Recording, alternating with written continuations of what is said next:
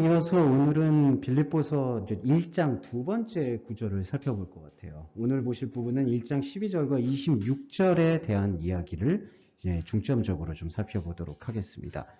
제목을 제가 여기 보시면 아시겠지만 복음의 진보라고 이렇게 했습니다.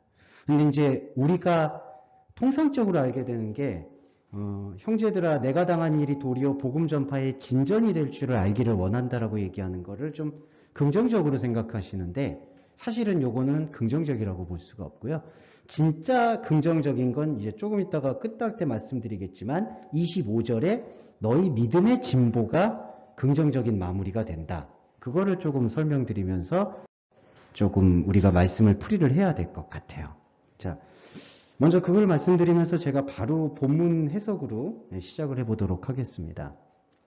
자, 12절에 지난주에 11절까지는 어떤 이야기들이 주로 언급이 됐었냐면은 바울의 그 매였던 거, 나의 매임이 유익이 되었다, 이제 이런 표현을 했었는데 지난주에 설교 들으셔서 아시겠지만 바울이 생각하는 매임은 그 옥중에 있었던 그런 감금 상태만을 얘기한 게 아니라 내가 하나님의 말씀으로 묶임으로 인해서 다른 어떤 것들도 나를 간섭하거나 나를 훼손할 수가 없다라는 그러한 충만한 상태, 그거를 바울이 유익으로 표현한 매임이었던 것을 우리는 기억을 합니다. 12절에서는 바로 오늘 보실 지금 12절은 형제들아 내가 당한 일이라는 게 바로 그 매임을 얘기하고 있는 거예요. 내가 오히려 세상이나 모든 관계로부터 끊어지고 하나님만 집중할 수 있는 환경이 조성된 것, 그게 바울이 생각하는 내가 당한 일이라는 거죠. 그런데 이게 좀 오해의 소지가 생기는 게 내가 당했다, 매였다라는 표현들을 뭔가 믿음으로 인해서 받는 핍박과 고난과 동일시하는 경우가 꽤 많습니다. 그러니까 실제로 우리가 이 에베소서, 빌립보서, 골로새서를 대할 때 옥중서신이라고 해서 바울이 어렵고 힘든 핍박의 과정 속에서도 하나님에 대한 믿음을 놓지 않았다라는 것을 이제 독려했었거든요. 그런데 우리가 그렇게만 보게 되면은 이 심층적인 그리스도의 메시지를 놓칠 수가 있는 게 바울은 사실은 옥살이를 했든 옥살이를 하지 않았든 그것과 상관없이 나는 매였다라고 표현한 거예요. 어떤 것이냐? 복음에 대해서 매였다. 그게 축복인 거죠, 솔직히. 그래서 12절에서 말하는 바울이 표현하는 내가 당한 일은 복음의 매임이다. 그러니까 옥살이를 했다 안 했다의 문제를 떠나서 바울은 그리스도를 다메섹 도상에서 만나는 그 순간 매임의 역사가 시작이 됐다. 그게 바로 내가 당한 일이라고 볼 수가 있는데 이게 도리어라고 지금 쓰고 있잖아요. 이게 이제 그 부사 말로니스였는데 이게 이제 오히려 도리어 이렇게 받아들이시는 게 좋을 것 같아요. 그래서 내가 당했던 영적인 매임이 오히려 당신들에게 복음 전파의 진보가 되어버렸다는 걸, 그걸 당신들이 알았으면 좋겠다, 이렇게 표현을 합니다.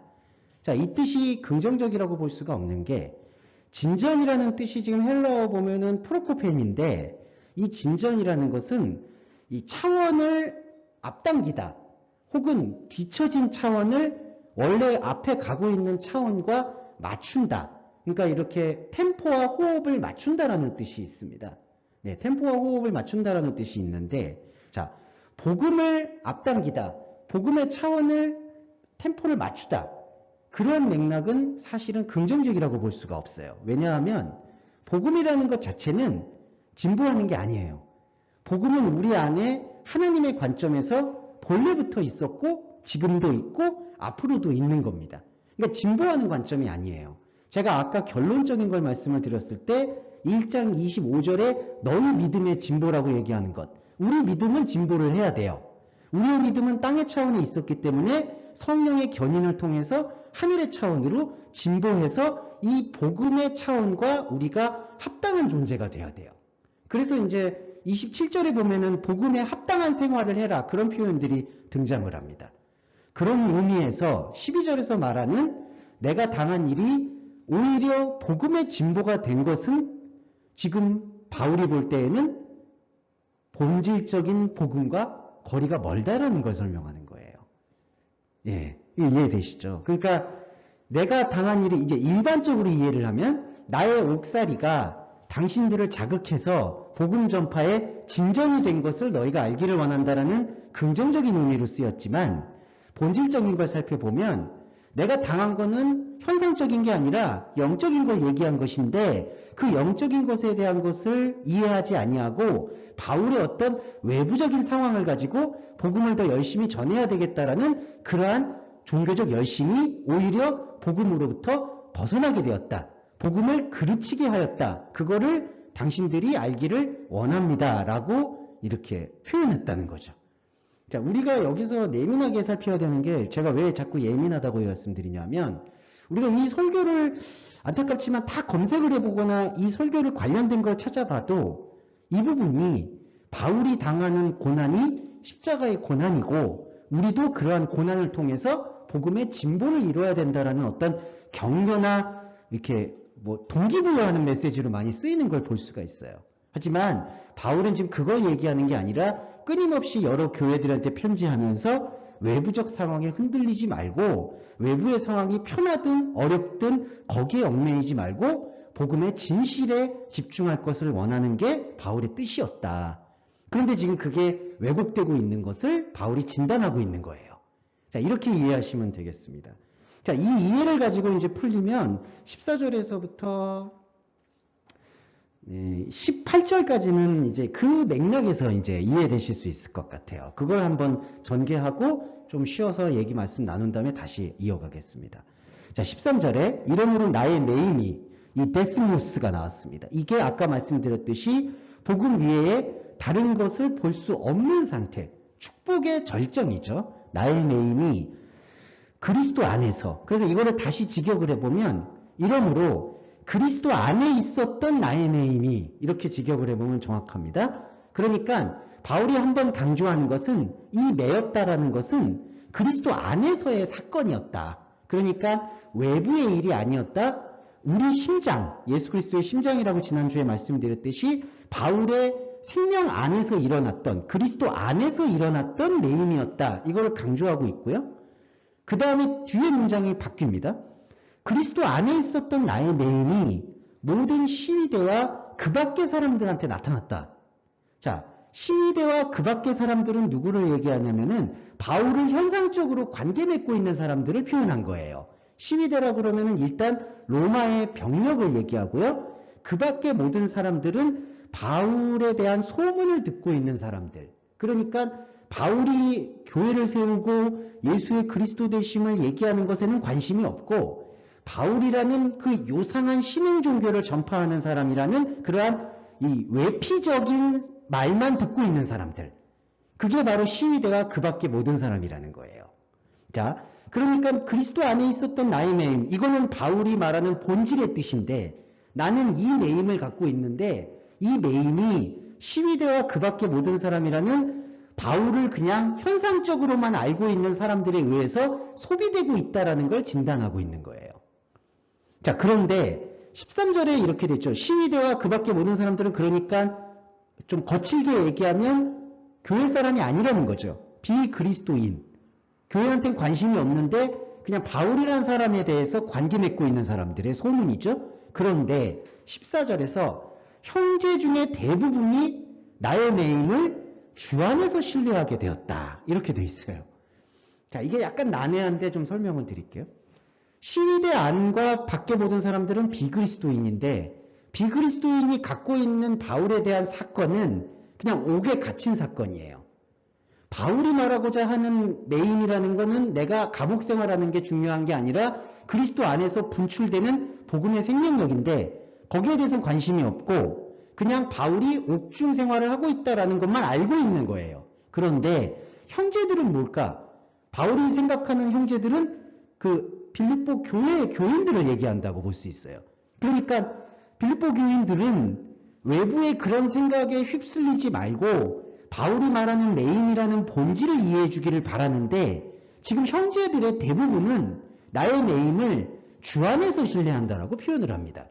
여러분 이거 잘 들어보시면 차이가 생기는 게 앞에서 13절에서 바울은 자신의 매임을 그리스도 아니라고 표현을 했죠. 그런데 14절에서 말하는 형제들은 주 안에서 신뢰한다라고 표현을 해요. 자, 그리스도란 단어와 주님이란 단어가 이렇게 한 문단 안에서 같이 쓰인다는 것은 주님이라는 단어가 오염됐다라는 걸 나타냅니다. 무슨 뜻일까? 다시 풀어드리면 그리스도 안은 주님과는 달라요. 이게 좀 오해가 생길 수도 있지만 중요하게 들어주세요.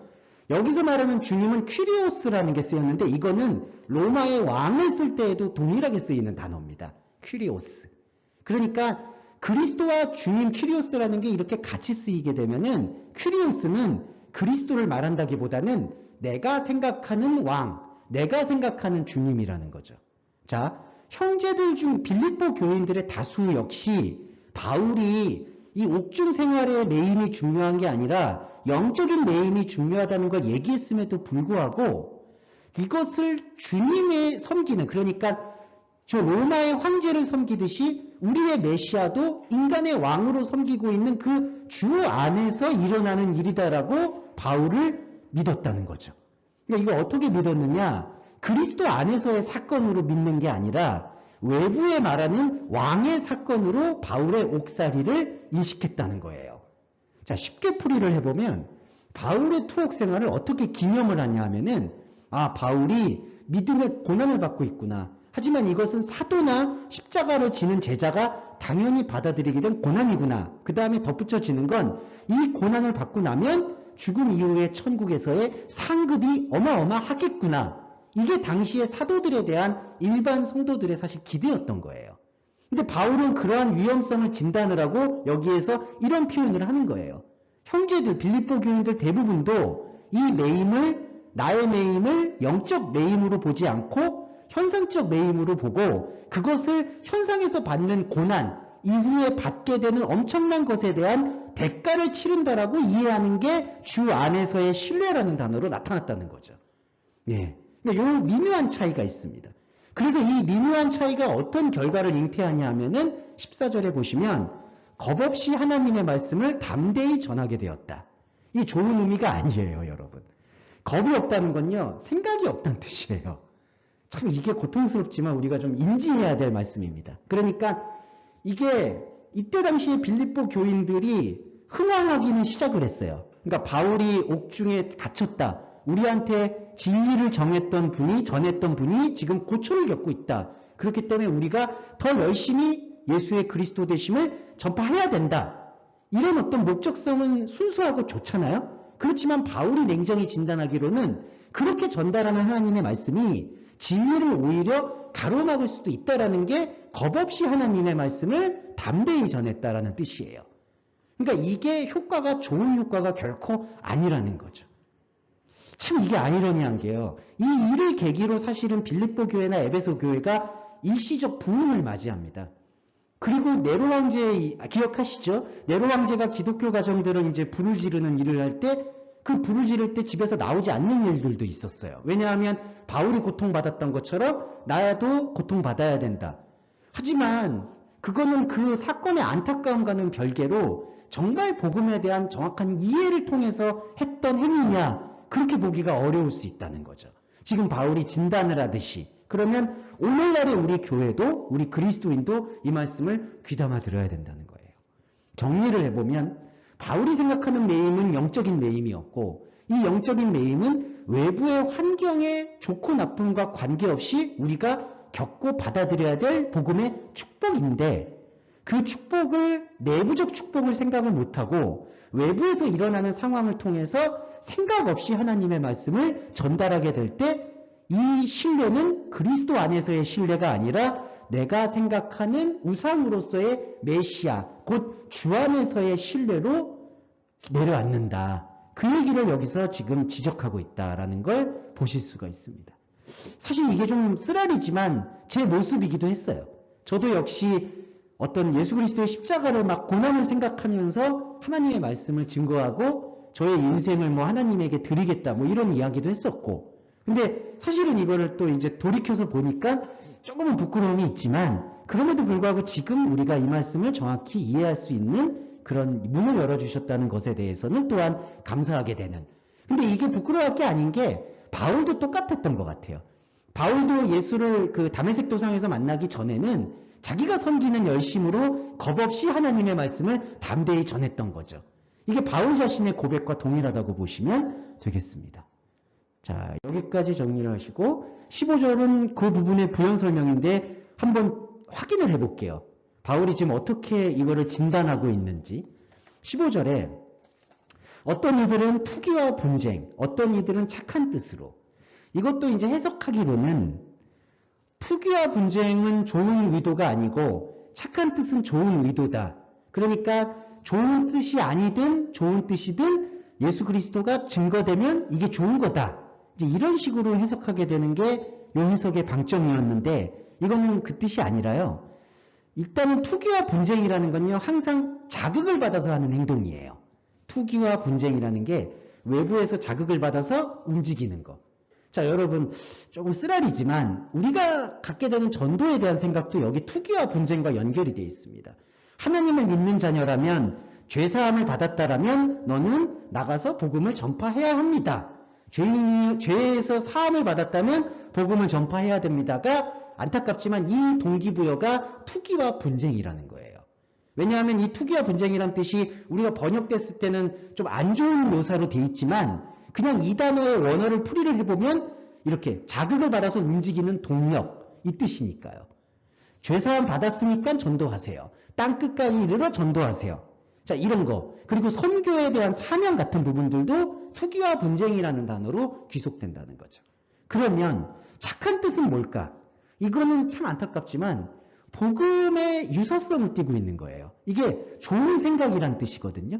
그런데 냉정히 말씀드려서 사람이 갖고 있는 도그마, 생각이라는 건 좋을 수가 없어요. 네, 이게 로마서에서 밝히는 의인은 없나니 하나도 없다라는 뜻을 우리가 잊지 말아야 됩니다. 그러니까 생각이라는 거는 좋다라는 건 하나님의 생각인데 이 우리가 가지고 있는 이 생각이라는 것 자체는 하나님의 좋은 곳으로 넘어갈 수 있는 요량이 없어요. 우리의 생각으로 만약에 하나님의 생각을 넘어갈 수 있다라고 한다면 예수 그리스도는 오실 이유가 없습니다. 우리의 생각은 그렇기 때문에 철저하게 하나님과는 등을 돌리고 있어요. 그러니까 여기서 말하는 좋은 생각이라는 건 이때 좋다라는 건 하나님의 만나는 차원에서의 좋음이 아니라 그냥 내 생각의 기준에서 나의 활동과 나의 생각의 영역에서 가장 최상의 것이라는 거죠. 그러니까 투기와 분쟁, 착한 뜻은 사실은 쌍둥이처럼 붙어 있는 거예요. 자기가 생각할 때 제일 착한 뜻은 내가 받은 사명은 목사가 되는 거야. 내가 받은 사명은 크리스찬 사업가가 되는 거야. 내가 받은 사명은 뭐야. 이런 것들이 안타깝지만 착한 뜻이라는 거죠. 네. 그리고 더 안타까운 건 제가 왜 자꾸 안타깝다고 말씀드리냐면 이 착한 뜻에 대해서 다른 사람들에게 동기부여하기가 가장 좋아요. 무슨 말이냐? 사람은 진심에 약하거든요. 어떤 사람이 제가 만약에 착한 뜻을 가지고 전도사님이나 저기 우리 형님한테 착한 뜻을 가지고 진심을 전해요. 그리고 그러면 그 진심이 전달이 되잖아요. 그러면 사람이 제일 약한 게 저 사람이 거짓말을 하고 있지 않냐. 나를 속이려고 하는 게 아니다. 저 사람이 진심을 말하고 있다라고 할 때 사람은 제일 약하고 흔들리게 돼 있어요. 바울도 그걸 느꼈고 사실 바울도 예수님을 만나기 이전에 무슨 욕심으로 유대교를 전한 게 아니거든요. 자기 열심만 가득했던 사람입니다. 다른 어떤 대가를 바라던 게 아니었어요. 근데 바울이 지금 돌이켜보니까 그게 투기, 분쟁, 착한 뜻이라는 거예요. 그래서 우리가 안타깝지만 분별해야 될 부분은 착한 뜻 안에는 사람의 진심이 담겨있다. 그러니까 오히려 이 진심을 하나님의 말씀과 매치를 시켜줘야 된다는 거예요. 이 그리스도인은. 우리가 가지고 있는 인간적 진심이 다른 사람한테 복음이 아닌 것으로 소비되지 않도록 우리의 진심이 진짜 복음으로 이렇게 연결이 돼야 된다. 그런데 그게 진짜 복음으로 연결이 안 되니까 투기와 분쟁과 착한 뜻으로 그리스도를 전파하면 이 그리스도가 어떤 그리스도가 될까요? 생명의 그리스도가 되는 게 아니라 안타깝지만 사망의 그리스도가 되는 겁니다. 자, 사망의 그리스도가 된다는 것을 어떻게 이해할 수 있을까요? 16절에 보면 이들은 내가 복음을 변증하기 위하여 세우심을 받은 줄 안다. 자, 복음의 변증이라는 게요. 자, 지난주에 제가 잠깐 말씀드릴 때 그 변증이라는 단어가 등장을 한 게 그 1장 10절에 있어요. 나의 매임과 복음을 변명함과 확정함. 근데 여기서 변명이라는 건 확정하고 같이 붙어 있어요. 자, 무슨 뜻이냐면은 복음을 벗어나면 이 변명이라는 단어가 아폴로고스라는 단어거든요. 이 아폴로고스라는 단어는 복음으로부터 벗어나고 싶어 하는 충동도 여기 내포가 되어 있는 거예요. 변증이라고 되어 있지만 이 단어는 긍정적인 의미만은 아닌 거예요. 그런데 1장 7절에서는 그 복음을 나는 내 의지로 말하고 있는데 내 의지로 말하는 것 너머에 하나님의 의지가 나를 확정시켜줬다. 그래서 변명과 확정을 같이 준 거예요. 1장 7절, 지난주에 저희가 말씀드렸던. 근데 여기는요, 빌립보 교인들은 지금 외부적으로 바울의 고난을 이해하잖아요. 외부적으로만 바울의 고난을 이해하니까 이 바울의 복음을 변명하는 복음으로만 이해하고 있다는 거예요. 예, 바울이 볼 때에는. 나는 복음으로부터 벗어나기 위해서 복음을 얘기하는 게 아닌데 이 빌립보 교인들은 바울이 복음으로부터 벗어나기 위해서 복음을 얘기한다라고 생각을 한다는 거예요. 자, 이게 약간 좀 복잡하죠? 그러니까 무슨 뜻이냐면 쉽게 말씀드리면 바울의 복음을 어떻게 이해했느냐? 그때 빌립보 교인들이 동일하게 그냥 이렇게 얘기했어요. 우리가 섬기는 예수 그리스도도 십자가에 못 박혔으니까 우리도 십자가에 못 박혀야 된다. 이렇게 생각하는 게 복음을 변명하는 태도라는 거예요. 그게 왜 그럴까요? 예수님의 십자가와 예수님의 고난은요, 우리가 그 고난을 똑같이 닮아가라고 주시는 게 아니라 너가 그 고난의 주범이었다라는 것을 깨달으라는 게 십자가의 의미예요. 십자가의 의미라는 것은 내가 가지고 있는 종교적 열심은 아무리 어떤 수단을 쓴다 하더라도 하나님의 아들을 십자가에 못 박을 수밖에 없다라는 것을 알아야 되는 것이지 우리가 그 십자가의 고난을 똑같이 따라하거나 똑같이 흉내낸다고 해서 그 고난이 그 복음이 면하게 될 수 있는 게 절대 아니라는 거예요. 그렇죠, 여러분. 그러니까 예수의 제자가 돼야 된다? 우리가 사도가 돼야 된다? 그리스도의 종이 돼야 된다라는 게 예수가 생각했던 그 고난을 똑같이 따라가는 게 절대로 아니라는 건데 빌립보 교인들은 그게 아니라 바울이 지금 예수님과 똑같은 고난을 따라가고 있군요. 우리도 따라가야 됩니다. 라고 생각한다는 걸 지금 지적하고 있는 거예요. 복음을 변증한다는 게 바로 그 뜻인 겁니다. 그러니까 복음을 왜곡한다는 거죠. 자, 그래서 17절에 이런 결과가 나와요. 그들은 나의 매임에 괴로움을 더하게 할 줄로 생각하여 순수하지 못하게 다툼으로 그리스도를 전파한다. 네. 자, 이 결과가 뭐였죠? 아까 착한 뜻도 동일한 거죠. 15절과 16절의 결과가 17절에 무엇으로 나왔냐면은 나의 매임에 괴로움을 더하게 한다. 근데 이게 오해가 일어나는 게, 자, 빌립보 교인들은 바울에 대해서 이런 의도를 갖고 있지는 않은 거예요.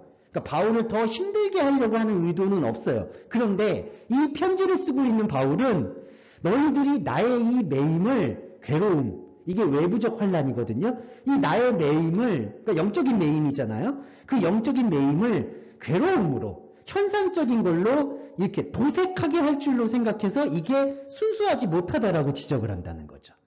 자, 이거 이해되시죠? 그러니까 이 구분을 좀 하면은 빌립보 교인들은 자기들이 순수하게 한다라고 생각을 하는 거고 바울이 볼 때에는 당신들의 이러한 현상이 나의 진짜 매임인 영적인 매임을 현상적인 고난으로 포장함으로써 이게 자체가 순수하지 못하게 되어버렸다라는 것을 지적을 한 거예요. 그럼 그렇게 그리스도가 전파가 될 때 악순환이 일어난다는 거죠. 안타깝게도 이 악순환은 오늘까지도 2000년이 지난 오늘까지도 저는 좀 더 심화됐다고 생각을 합니다. 예. 근데 여러분들이 아마 이 교회나 사실은 그런 현상을 보시면 좀 느낄 수 있을 것 같아요. 외부의 고난을 받았다. 그리스도의 핍박이다. 이 핍박은 우리에게 천국의 큰 상급을 준다. 뭐 이런 식의 이야기, 받아들임, 동료 그런 것들이 여기서 많이 드러나 있다. 이렇게 되어 있습니다. 자, 18절이 그리고 제일 어려운 부분인데 이걸 좀 풀고 말씀을 드릴게요. 그러면 무엇이냐? 거칠으로 하나 참으로 하나 무슨 방도로 하는지 전파되는 것은 그리스도다. 자, 이 얘기를 우리는 죄송한데 우리라고 얘기해서 죄송하지만 이걸 이제 그냥 표면적으로 보게 되면 시기와 다툼으로 증거하든지 착한 뜻의 진리로 증거하든지 어찌되었든 그리스도가 증거가 되니까 나는 기뻐한 것이다. 이렇게 지금 맥락을 가져가는데 그것과 좀 뜻이 다르다고 보셔야 될 것 같아요. 많이 다릅니다. 자, 거칠으로 하나 참으로 하나라고 얘기했을 때 일단 프로파세이라는 거치레를 앞에 썼잖아요. 그러면 이게 어떤 뜻이냐 하면은 진리조차도 알레데이아 진리조차도 진리 그대로 전달하는 게 아니라 거치레로 전달하게 수밖에 없는 구조라는 거예요. 그러니까 이게 그런 거죠. 이렇게 이분법으로 어떤 사람은 거치레로 증거하고 어떤 사람은 진리로 증거하고, 근데 거치레로 증거하든지 진리로 증거하든지 다 그리스도가 이게 높여지니까 쌤쌤이다. 표현을 드리면 이런 뜻이 아니라 이미 거칠이라는 걸 등장을 했기 때문에 이 알레데이아는 이 거칠이라는 외형에 이렇게 지배당할 수밖에 없다는 거예요. 그러니까 진리를 받아들인다 해도 진리의 역할은 거칠애를 깨는 역할이거든요. 진리 자체의 뜻이 그거잖아요. 레도 감춰진 것, 감추고 있는 것을 벗긴다는 뜻이에요. 거칠애를 벗긴다는 뜻이에요. 그런데 지금 거칠애와 진리가 같이 있다는 뜻은요, 진리가 있으되 진리로서 기능을 못하는 상태를 지적하고 있는 거예요. 그러면 진리가 거칠애에 의해서 완전히 지배되고 있는 상태에서는 어떤 방도를 쓰든지 전파되는 것은 그리스도인데, 이때 그리스도가 뭐겠냐는 거죠. 이게 그리스도가 뭘까요? 진리의 그리스도가 아니라 진리를 포장한 그리스도가 나올 수밖에 없다는 거예요. 이 바울이 이게 좋고 이것도 좋고 저것도 좋고를 지금 얘기하는 게 아니라, 제가 왜 이걸 얘기하냐면은 우리가 교회에서 우리가 이걸 받아들이게 될 때에는 이런 원리가 있어요. 그래도 예수를 얘기하고 그래도 그리스도를 얘기하니까 좋은 거 아니냐.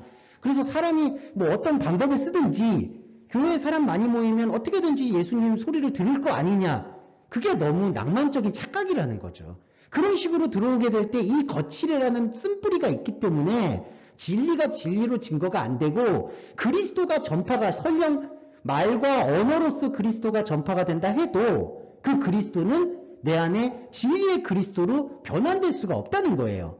그래서 기뻐한다는 걸 이렇게 써요. 이 역설법을 좀 우리가 이해해야 되는데, 나는 기뻐하고 오히려 기뻐한다는 뜻이에요. 여기 지금 보시면은 한글 번역은 나는 기뻐하고 또한 기뻐한다라고 되어 있죠. 그런데 제가 여기다 헬라어를 좀 적었습니다. 또한이라는 뜻이 아니라 이걸 직역을 하려면 오히려라는 거, 다르다는 걸 써야 돼요. 이 알라라는 전치사거든요. 그러면 이건 직역을 하면 어떻게 되냐면요, 나는 기뻐하고 있다.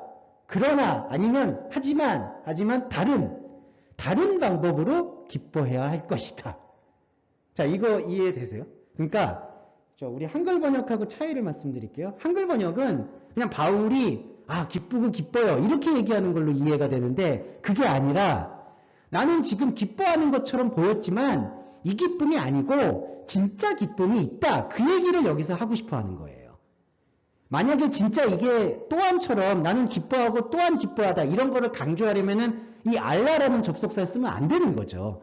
also 같은 접속사를 써줘야 되는 거예요. 나는 정말 기쁘다. 이중 강조를 써야 돼요. 근데 이 바울은 그렇게 쓰지 않고 나는 이거를 기뻐할 수가 없다라는 걸 오히려 역설적으로 다른 차원의 기쁨을 말하고 싶다는 거죠.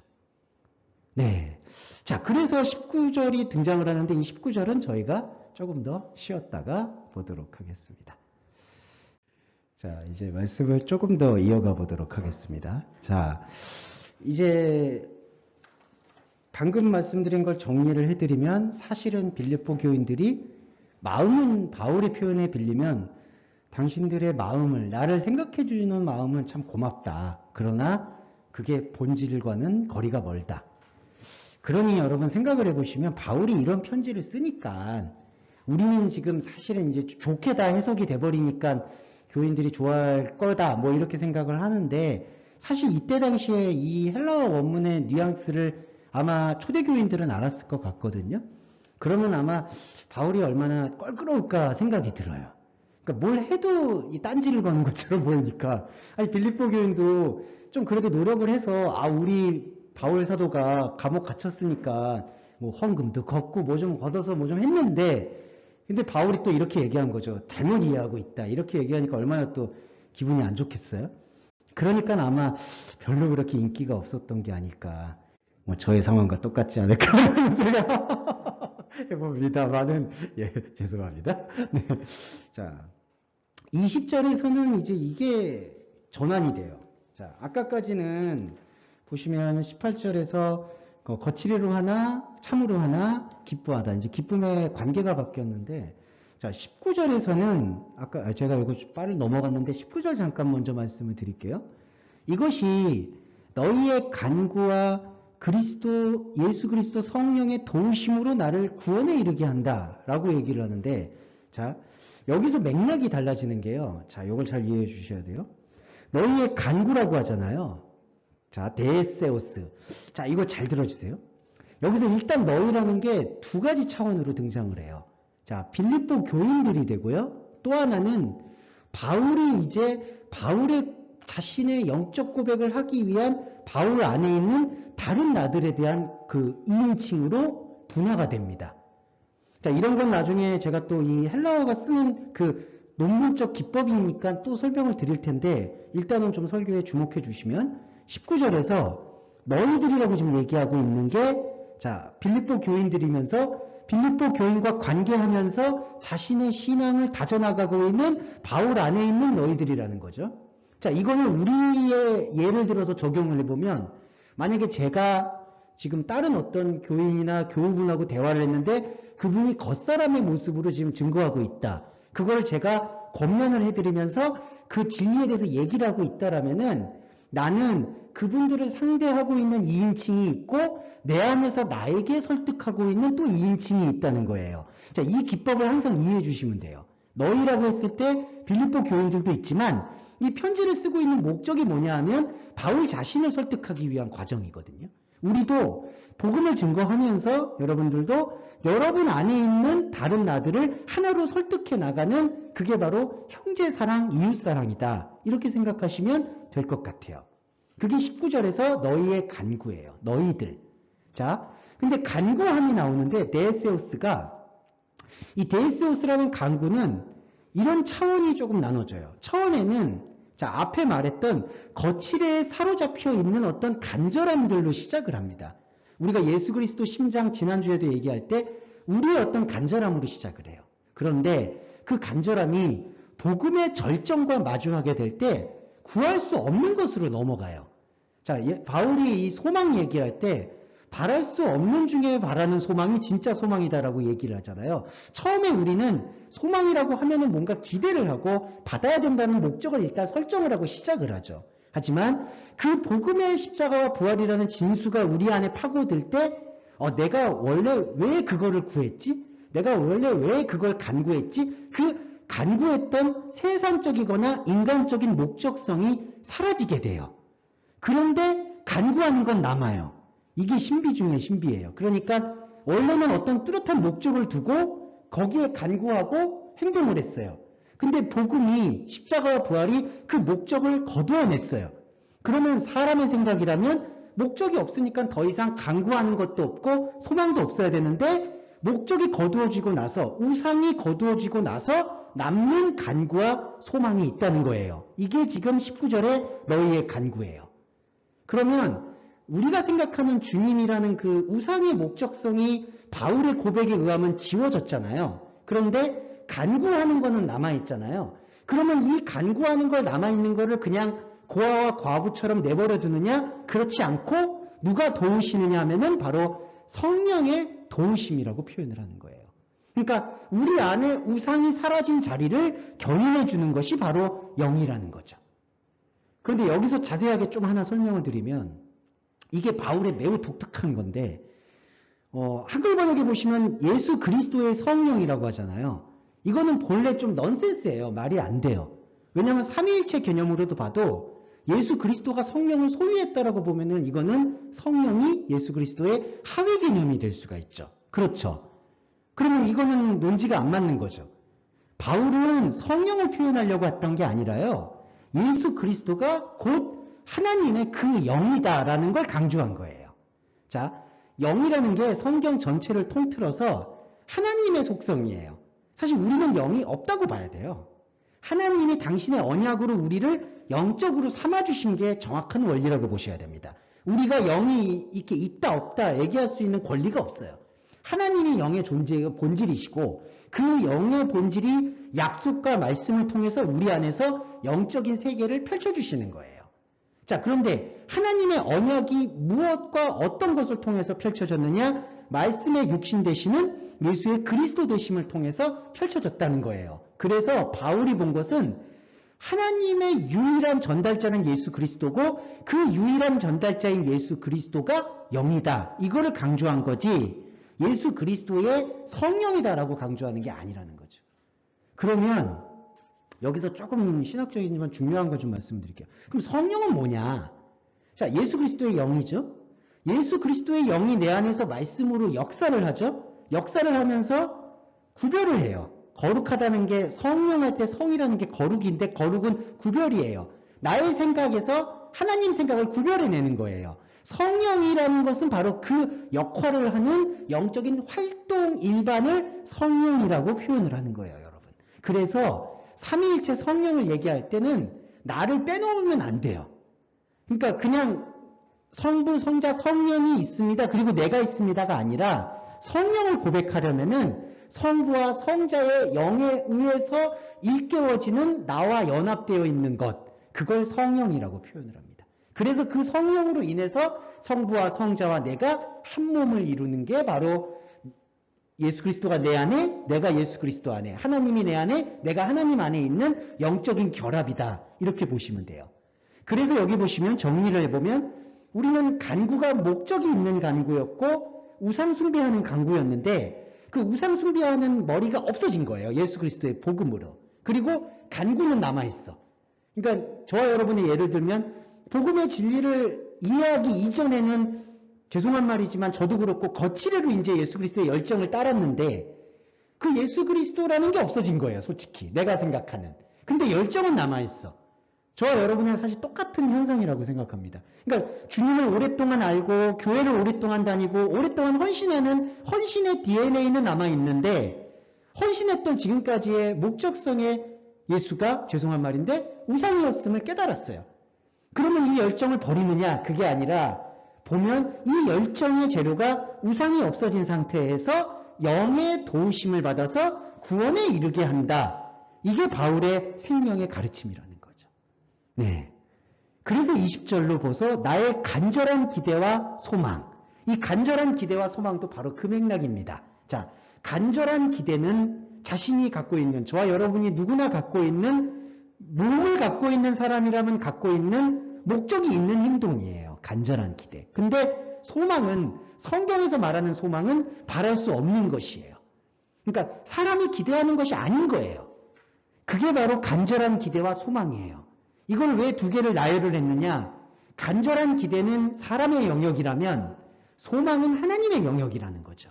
자, 그게 영적으로 결합이 될 때 아무 일에든지 부끄러워 아니한다. 부끄러워 안 한다는 건요, 선악과로부터 벗어났다라는 표현으로 읽으셔야 됩니다. 왜냐하면 선악과 사건이 있었을 때 아담과 하와가 어떤 일이 있었느냐 아시겠지만 무화과 나무로 수치를 가리려고 해요. 자, 수치를 가린다라는 건요, 자기 의지로 선함을 쟁취하려는 욕망으로 보시면 돼요. 왜냐하면 선악과는 그때 당시 도덕윤리의 선악이 아니라 선악은 어떤 뜻이냐? 이때 악은 선의 결핍을 말하고요. 이때 선은 악의 완성이에요. 네. 그러니까 딱 하나죠. 선한 분이 들어오셔서 우리와 함께하는 게 생명인데 그게 아니라 선한 거를 내 밖에다가 목표로 두고 나는 부족해. 내가 이거를 뭔가 메우고 노력을 하면 저 선함에 도달할 수 있을 거야 라는 게 선악과 논리라는 거예요. 그 대표적인 논리가 예수님 비유 중에 부자 청년을 보시면 정확히 나오죠. 내가 무엇을 해야지 선한 자가 됩니까? 그게 바로 선악과 논리라는 거예요. 자, 이 부끄러움도 바로 거기에 기인을 해요. 부끄러움을 느낀다는 거는 내가 뭔가 부족하다는 걸 느낀다라는 해도예요. 종교적으로 부족해서 그거를 뭔가 메우려고 해요. 최소한 치마라도 만들려고 한다는 거죠. 그런데 바울은 이제 더 이상 그 부분에 대해서 나는 얽매일 수가 없다. 간절한 기대와 소망이라는 복음의 흐름에 따라서 나는 부끄러움을 넘어섰다. 그러니까 여러분, 이 부끄러움이 어떤 도덕윤리적인 수치심은 나는 없다. 이런 얘기가 아니라 선악과의 패러다임, 선악과의 결박으로부터 자유로워졌다. 이것도 바울이 뭐 그냥 인간적으로 내가 자유로워졌다 이렇게 표현하는 게 아니라 복음이 이것을 이렇게 펼쳐주었다라는 걸 고백했다는 거예요. 바울이 자기 의지로 나 이제 안 부끄러워, 나 이제 괜찮아. 이런 게 아니라 복음이 그 흐름을 인도해 주었다라는 걸 아까 19절에서부터 표현을 한 것이죠.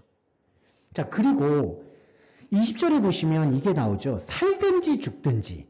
그러니까 에이테 디아 조에스 에이테 디아 다나투. 자, 이거는 아까 그거와 똑같아요. 거칠이로 하나 참으로 하나. 그러면 이거는 바울이 어떻게 고백을 하냐면은 이게 참 신앙 고백의 절정인데 삶과 죽음이라고 표현되어 있는 이게 똑같은 의미라는 거예요. 살든지 죽든지. 그러면 죽는 거는 무엇이 죽는 거냐? 복음으로 인해서 여러분 잘 아시겠지만 우리가 숭배하고 우리가 따라갔던 우상이 죽는 거예요. 근데 우상이 죽는 게 사실은 내가 죽는 거와 똑같아요. 왜냐하면은 원죄에 빠져 있다라는 우리는 살아 숨쉬는 것 자체가 도덕 윤리를 떠나서 하나님과 다른 방향에 묶여있는 존재이기 때문에 안타깝지만 살아 숨쉬는 것 자체가 10계명의 제2계명을 어길 수밖에 없는 구조라는 거예요. 네, 나 외에 다른 신을 섬길 수밖에 없다. 그게 죽어야 되는 거예요. 그게 어떻게 죽을까요? 내 의지로 죽는 게 아니라 십자가라는 인식을 발견하게 될 때 죽음을 경험해요. 그런데 동시에 그 죽음을 경험한 게 곧 살아있다는 거죠. 이게 바로 영의 생명이라는 거죠. 그래서 살든지 죽든지는 뭐 살아있어도 그만 죽어도 좋다 뭐 이런 어떤 선택지를 얘기하는 게 아니라 살아있음과 사망은 복음 안에서 동일하다. 그래서 살든지 죽든지 내 몸에서 그리스도가 존귀하게 되려 한다. 이 존귀라는 것도요. 이게 메갈리데스타이라서 뭐냐 이게 뭐 이렇게 막 유명해지고 아름다워지고 귀해진다 이런 뜻이 담긴 게 아니라 그리스도가 나의 차원을 뛰어넘는다라는 뜻으로 이해하시면 좋겠습니다. 메가스라는 단어에서 유래했거든요. 차원의 다름.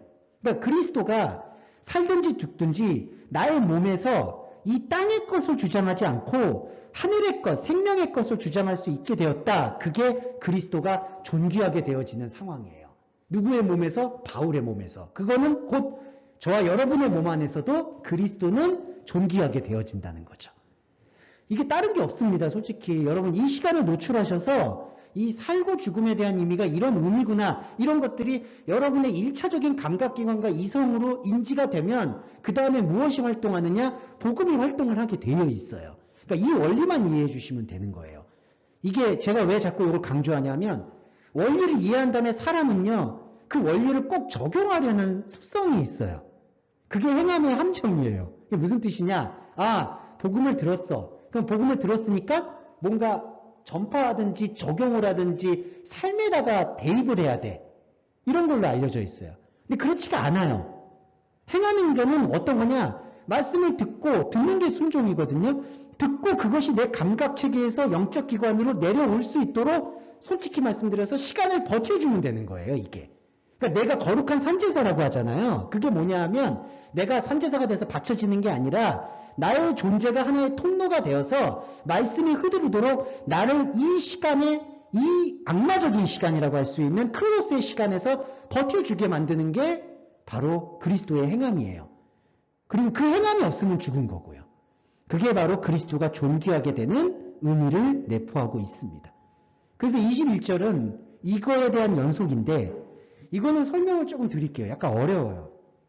이게 이해해 주시는 여러분은 다 이해를 빠르시지만 설명하는 제가 내공이 부족해서 어렵다는 거 꼭 양해를 해주시고 말을 비비 꼬더라도 양해해 주시면 감사할 것 같아요.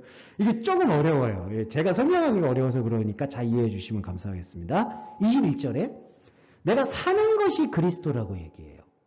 자, 생명이요 이제 두 가지 차원으로 나눠져요. 지금 여기서는요 엄밀히 좀 구분을 해야 되는 게 살고 죽는 거를 이 육신에 살고 죽는 걸로 이해하시면 안 돼요.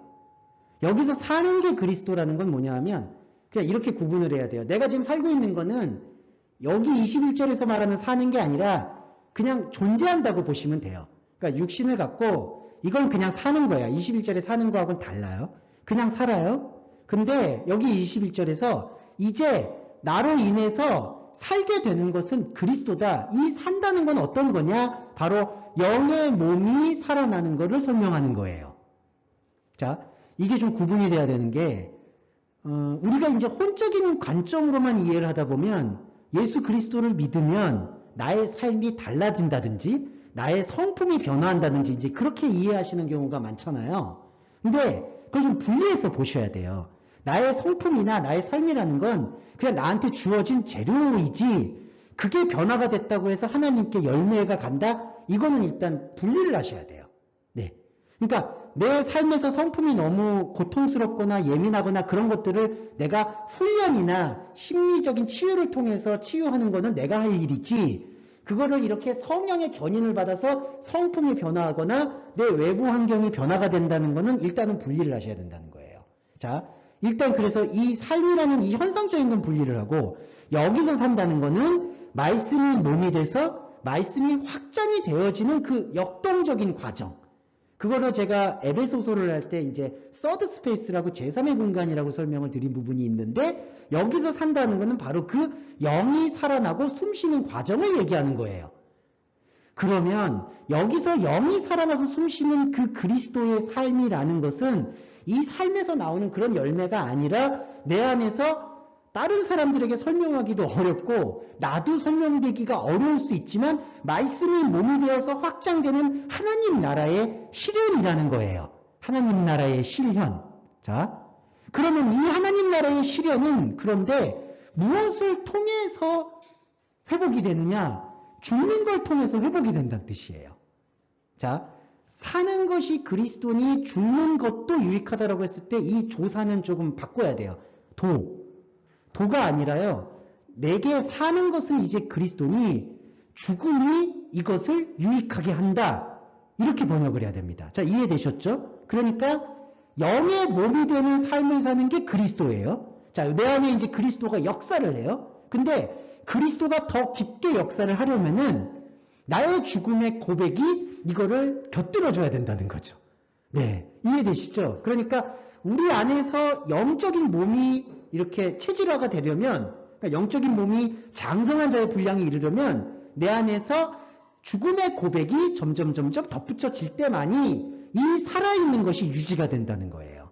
그러니까 이게 죄송한데 낭만적으로 이제 나는 그리스도로 사니까 지금 죽어도 상관없다, 순교해도 괜찮다 이런 맥락은 전혀 관계가 없는 거고요. 여기서 말하는 것은 내 안에서 인간적인 말과 생각으로 설명되지 않지만 말씀이 몸이 되는 과정이 사는 것이다. 그런데 말씀이 몸이 되는 것들이 내가 그것이 말씀과 함께 연합이 되려면 나의 죽음이 계속 고백되어져야 된다는 거예요. 어디서의 죽음일까요? 자, 여기서 삶이 졌잖아요, 우리가. 그리고 여기서 보는 걸로 다 하나님 말씀을 평가했었죠, 솔직히. 그러니까 여기가 영적인 몸인데 영적인 몸은 보이지도 않고 잡히지도 않고 감정적으로 느껴지지가 않으니까 별로 감동이 없었고 자, 여기서 희노애락이라고 할 수 있는 여기서 하나님 말씀을 다 큐티를 했던 걸로 보시면 되는 거죠. 아, 왜 내가 이런 어려운 일이 있을까? 하나님은 나한테 어떤 뜻이 있을까? 항상 여기서 구해왔었잖아요. 저도 그렇고. 그러니까 여기서 계속 움직이니까 여기서의 죽음이 선포가 안 되는 거예요. 그러니까 여기서 자기 부인을 해도 안 되는 거죠, 솔직히. 이건 그냥 불교에서 말하는 자기 부인이 돼버리는 거죠. 이해되시죠? 여기에 몸이 우리가 설명할 때나 감정적으로 잘 느껴지지 않는 것처럼 보이니까 여기는 내버려두고 성경의 말씀을 여기에다가 다 소비를 했다는 거예요. 죽는 거라는 건 뭐냐 하면 하나님의 말씀을 여기서 계속 적용하고 나눴던 것들을 다 커팅해 나가는 게 죽는 거예요. 이해되시죠? 그러니까 성경의 말씀을 일상에 제가 적용하는 걸 일단 분리하셔야 된다고 제가 왜 자꾸 말씀드리냐 하면 이게 일상의 어떤 삶을 적용하든지 그걸로 통해서 하나님께 영광을 돌리는 그 프레임이 아니라는 거예요. 그게 중요해요. 그래서 어떤 사람들은 이렇게 말씀하세요. 그 영의 몸이 되는 게 너무 추상적입니다. 근데 그게 안타깝지만 사람의 길들여진 생각인 거예요. 추상적이다라고 생각하는 게. 이게 진짜거든요. 이게 영적인 실제라는 거예요. 말씀은 그걸 얘기하고 있어요. 그런데 그 말씀을 우리라고 얘기해서 죄송하지만 저도 포함해서 항상 현상적인 것에 적용을 해왔기 때문에 이게 추상적이라고 느끼는 것 뿐이에요. 근데 원래는 이게 진짜예요. 영의 몸.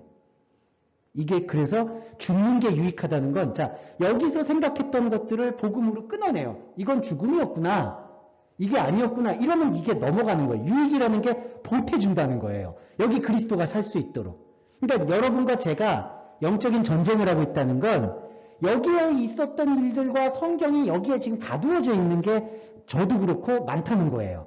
그러니까 이거를 복음을 통해서 계속 코팅을 해나갈 때 여기서부터 죽음을 선포하면 이쪽에서 살아있는 거예요. 이 영의 몸이 막 지금 숨을 쉬어야지 나중에는 여기가 이만큼 90%고 여기가 10%였다면 예를 들자면 여기에 대한 복음을 진리를 알아서 이걸 커팅을 시키면 커팅을 시킬수록 여기 영적인 삶, 영적인 능력, 영적인 몸 여기에 대한 생각이 내 혼과 지정이가 예민해지기 때문에 여기에 감각이 늘어나는 거예요. 사도 바울이 말하는 신령한 은사라고 얘기했던 영적인 감각이 늘어나게 돼요. 이게 바로 사는 것이 그리스도니 죽는 것은 그 사는 것을 보태준다라고 번역할 수 있어야 되겠습니다. 네. 자, 그리고 좀 적용해서 말씀을 드릴게요. 네, 지금 50분 했으니까 저희가 1시간 설교는 가능하다고 생각을 해서요. 조금 더 시간을 좀 허락해 주시면 감사하겠습니다. 참, 이게 간단하게 얘기하면 참 좋겠는데 할 말이 많아져. 네, 죄송해요. 22절에 그러나 만일 육신으로 사는 이것은 내일의 열매일진데 무엇을 택해야 할진지 나는 알지 못하노라. 일단 첫 번째 번역 중에 포인트는 나는 이것을 알 것을 포기했다. 이 뜻이에요. 그러니까 나는 알지 못한다는 뜻이 난 모르겠다라는 뜻이라기보다는 이 원문을 풀이를 해보면 나는 이것에 대해서 더 이상 택하지 않겠다. 이 뜻이 강합니다. 나는 택하지 않겠다. 자, 그러면 뭐냐 하면요. 육신으로 사는 이것이 내 일의 열매다. 자, 일이라는 게 어디에서 나오냐면요. 일이 영적인 몸을 만드는 것은 일이라고 행하지 않아요. 이건 일이 아니에요. 일은 어디서 왔느냐? 아까 저희가 말하는 이 삶이라고 얘기하는 것에서 항상 원인과 결과가 있기 때문에 그게 일이에요. 에르곤. 그리고 일의 열매는 뭐냐? 자기가 뜻한 바에 대한 성취물이에요, 여러분. 이게 전리품이에요, 여러분. 그 아브라함이 멜기세덱 대제사장이 고백했던 전리품. 일의 열매예요. 자, 그러니까 바울은 이 일의 열매에 대해서는 내가 이것은 잘한 거고 이건 못한 겁니다. 이건 하나님한테 택해지는 거고 이건 하나님한테 택해지는 게 아닙니다. 이러한 택함에 대해서 나는 안 하겠다라는 것을 22절에 선포한 거예요. 이해되시죠? 자, 다시 한번 설명드리면 자, 앞에서 21절에서는 산다라는 개념을 여기 개념에서 여기로 옮겼잖아요. 옮기고 죽음이라는 거는 여기서 하나님의 의미를 판단했던 거를 내려놓는 그 고백이 죽음이었어요. 그러니까 여기가 풍성해지는 거예요. 그런데 빌립보 교인들을 염두에 둘 때, 바울 자신을 둘 때 여전히 자신은 일을 하고 있다는 거죠. 여기서. 그리고 여기서 나오는 열매로 그리스도와의 관계를 판단하는데 익숙해져 있다는 거예요. 대표적인 게 바울이 지금 옥살이를 하고 있잖아요. 이게 일의 열매죠. 자, 현상적으로 보면 어찌되었든 예수를 증거하니까 그게 책을 잡혀서 옥살이를 하게 됐잖아요. 근데 그거는 바울이 볼 때는 일의 열매라는 거예요. 근데 아까 빌립보 교인들은 어떻게 했느냐? 그 일의 열매로 담대히 복음을 전파하잖아요. 그러니까 바울이 여기서 다시 한번 얘기하는 건 이거는 내가 옥살이를 하든 말든 상관없이 이건 일의 열매다. 이 일의 열매를 통해서 하나님이 영광 받는 게 아니다라는 것을 설명한 게 여기서 이게 좋은 겁니다. 이거는 목표로 해야 됩니다. 이거는 버려야 됩니다라는 무엇을 택해야 할지를 나는 포기한다는 거예요. 우리도 포기해야 되는 거예요. 그러니까 여러분 이거 잘 이해되시죠? 이게 그러니까 우리가 서로 이렇게 말씀을 나누는 그 감격의 본질은 내가 여기서 이 말씀을 일을 해서 여기서 열매가 나왔어. 아 좋아 이게 아니라 여기서 죽음을 선포함으로써 이 영의 몸의 차원에서 내가 풍성해지고 지체 여러분들이 함께 풍성해지는 것에 대한 감격을 느끼는 게 중요하다는 거죠. 바울이 그거예요. 그래서 23절에서 바울이 빌립보 교인들의 마음 안으로 들어가서 이걸 고백해요. 내가 그들 사이에 끼었다. 이 끼었다는 게 뭐냐면요. 그 둘을 다 붙잡고 있다는 뜻이에요. 자, 이게 빌립보 교회의 고백이기도 하고 우리의 고백이기도 해요. 왜냐하면 우리도 이게 영적 전쟁 중이잖아요. 여기서의 일의 열매를 항상 하나님과의 관계로 특히 말씀을 볼 때, 구약을 읽을 때 여기에 이게 끼어 있다는 거예요. 이걸 둘 다 붙잡고 있다는 거예요. 영의 몸이 있다는 것도 알겠는데 그건 추상적이니까 잘 모르겠고 여기도 붙잡고 여기도 붙잡는 이 바울이 이런 표현을 로마서에서도 한번 썼었죠. 내 마음속에는 성령의 법이 있는데 다른 법이 나를 사로잡아 온다. 두 개를 붙잡고 있다는 거예요. 자, 그런데 여기 보시면 차라리 세상을 떠나서 그리스도와 함께 있는 것이 훨씬 좋은 일이다. 이렇게 번역을 하면 이걸 어떻게 하는지 모르겠어요. 이 번역이 잘못됐다고밖에 저는 얘기할 수가 없어요. 이게 뭐냐? 이 둘 사이에 끼어 있다. 이거 잘 들어주세요. 세상을 떠나서 그리스도와 함께 있고자 하는 욕망이, 여기 지금 번역에서 빠져 있는 거는 욕망이라는 단어가 빠져 있습니다. 자, 세상을 떠나서 그리스도와 함께 하고자 하는 욕망은 나에게는 훨씬 더 좋은 일로 보이고 그렇게 하고 싶다. 하지만 24절에 내가 육신으로 있는 것이 너희를 통해서 유익이 되었다라고 고백을 해요. 자, 이게 뭐냐? 무슨 말이냐? 자, 이 둘을 다 잡고 있잖아요. 그런데 이 둘 중에 바울이 봤을 때 이 본질의 복음을 이해를 하면요. 어떻게 되냐 하면 여기서 무언가를 통해서 이쪽으로 넘어가려고 하는 그 마음조차 없어진다는 거예요. 이게 잘 들어주시면, 자, 여기 내가 있고, 삶의 내가 있고, 진짜 삶의 내가 있어요. 근데 제가 이렇게 두 개로 말씀드려서 분리된 것처럼 보이잖아요. 그런데 바울이 볼 때에는 이 영의 몸이라는 게 이렇게 여기 안으로 스며들어 있다는 거예요. 이게 어려워요. 그래서. 자, 여기 안으로 같이 들어가 있어요. 그게 무슨 뜻이냐? 우리는 이렇게 쉽게 말하면 여기서 죽음을 고백해서 여기로 가면은 이게 영의 몸이겠네 이렇게 생각하는데 그게 아니라 영의 몸이라는 거는 내가 살고 있는 삶 속에 이렇게 겹쳐 있다는 거죠. 그래서 우리는 살아야 되는 거예요. 이게 24절에 육신으로 사는 거예요. 그런데 육신으로 사는데 육신에서 나오는 모든 일의 열매가 하나님의 영의 몸을 만드는 것이 아니다라는 사실을 고백하는, 그래서 삶과 죽음이라는 살고 죽는 것이 날마다 고백되어지는 게 바로 그리스도인의 정체성이라는 거죠. 그런데 바울이 고백하기로는 이 둘 사이에 끼어 있다는 걸 왜 고백을 했냐면 이게 이렇게 중첩됐다고 생각을 할 수가 없는 게 또 인간의 욕망이라는 거예요. 이렇게 돼 있다는 거죠. 사람의 욕망은. 그러니까 세상에서 죽음을 선포하는 거는 세상에 대한 관심을 버리고 영을 회복하는 거야. 그게 그리스도와 함께 있고자 하는 욕망이라는 거예요. 왜 욕망이라는 말을 썼을까요? 이거를 버리고 우리가 죽음에 대한 고백이라는 걸 그렇게 이해하잖아요. 여기가 없어. 여기를 끊어낼 거야. 그리고 나는 여기로 갈 거야. 그리고 안타깝지만 나는 여기로 가지도 않았는데 간 것처럼 행세하는 거예요. 그게 영지주의라고 얘기하는 거죠. 그러니까 나는 세상에 없어. 나는 이제 세상의 걱정과 근심이 더 이상 나를 지배를 못해. 나는 영적인 사람이야. 라고 얘기하는 게 바울이 봤을 때 욕망이라는 거예요. 이때에는 그리스도와 함께 있고 싶다라고 자기가 생각하는 것 뿐이지 그리스도는 여기에 없는 거죠. 왜냐하면 여러분 이 몸의 자리가 어디에 있냐? 이 우리가 살고 있는 이 시간 안에 여기 붙어 있는 거예요. 이게 어려워요. 이게 왜 어렵냐? 여기 붙어 있으니까 아까 말씀드렸듯이 여기서 일의 열매로 하나님께 영광 돌리는 게 너무나 간편해 보이는 거예요. 중첩이 돼 있으니까. 그리고 반대로 이거는 육은 필요가 없어. 그냥 영이 좋아. 그러면 이렇게 따로 떼어지니까 쉬워 보이는데 이거는 바울이 볼 때 또 다른 욕망이라는 거예요. 영의 몸은 이렇게 다른 어디에 있는 게 아니다라는 거예요. 그래서 제가 제3이라고 말씀을 드렸던 건 이 영의 몸이라는 게 여기 같이 겹쳐 있다는 거예요. 겹쳐 있는데 그 일의 열매는 하나님과는 관계가 없다. 이게 난처하죠. 그러나 이 복음의 자리가 내 안에서 계속 확장이 되면 이게 바로 너희를 통하여 유익하다라는 건데 이때 너희가 누굴까요? 바울의 고백을 듣는 바울의 다른 나들인 거예요. 자, 이 고백을 우리가 삶을 살면서 계속 듣게 되면은 처음에는 이게 약간 혼란스러울 수가 있어요. 그러면은 일의 열매를 하나님이 안 받으시는데 일의 열매를 안 받으면은 이 세상은 등지고 이쪽으로 가는 건가? 이렇게 생각할 수가 있는데 그게 아니라고 얘기하잖아요. 그러면 그게 아니면은 내 일의 열매는 어떻게 되는 걸까? 일의 열매는 일의 열매대로인 거예요. 자, 이게 이해되시죠? 그러니까 일의 열매는 일의 열매대로, 가이사의 것은 가이사의 것으로, 하나님의 것은 하나님의 것으로 내 유익의 그 승층이 계속해서 상승하는 거예요. 저와 여러분이 이 육신의 시간을 갖고 있을 때 하셔야 될 의무는 바로 우리 안에서 이 영의 몸이 확장되는 것에 집중을 하시는 것. 그거 하나라는 거죠. 결론은 그거예요, 여러분. 근데 결론을 설명하는 과정은 우리가 예민하게 봐야 되는 거죠.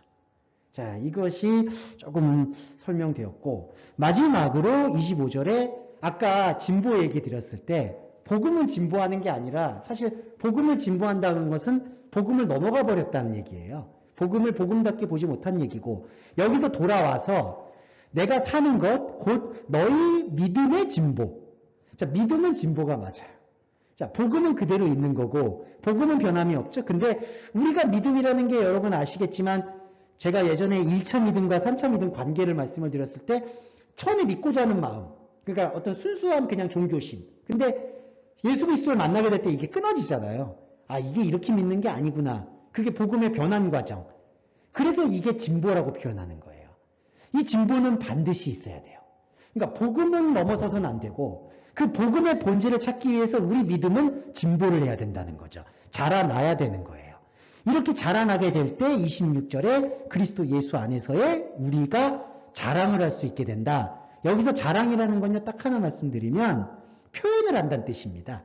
그러니까 막 내가 했던 것들을 막 과시한다는 얘기가 아니라 너희들의 표현을 하는 거야. 하나님 앞에, 바울이 얘기하기로는 바울 안에 있는 다른 나들이, 여러분들 안에 있는 다른 나들인 너희들이 이제 하나님을 표현할 수 있게 되었다는 거. 그게 바로 너희 자랑이라는 거예요. 네. 그 자랑이 풍성해지기를 원합니다. 이렇게 표현하는 게 바울의 이 복음의 진보라는 제목 안에 숨겨져 있는 믿음의 진보의 본질적인 뜻이다. 자, 여러분 이거 정리를 마지막으로 좀 해드릴게요. 처음에 말씀드릴 때 질투와 시기와 착한 뜻으로 하는 것은 사실은 외형적으로 하는 종교적인 열심이었다. 그런데 그 종교적인 열심이 거두어지고 나니까 그냥 열정만 남은 거예요. 목적 없는. 근데 그 목적 없는 열정을 채워주시는 것이 바로 그리스도의 복음이다. 자, 이것까지 하고 그 다음에 살아있는 것은 죽음을 고백함으로써 살아있는 이 영적인 자리가 점점 풍성해진다. 그리고 좀 어렵지만 또 하나, 근데 이 영적인 자리는 어떤 여기는 육적인 자리, 여긴 영적인 자리 구분된 게 아니라 우리가 육적인 자리라고 생각하고 있는 바로 그 중심에 있다. 이렇게 이해를 해주시면 좋을 것 같습니다. 자, 이렇게 오늘은 설교를 마무리하고요. 그 다음에 목사님께서 재정관리 보고 잠깐 해주시고 마무리하도록 하겠습니다.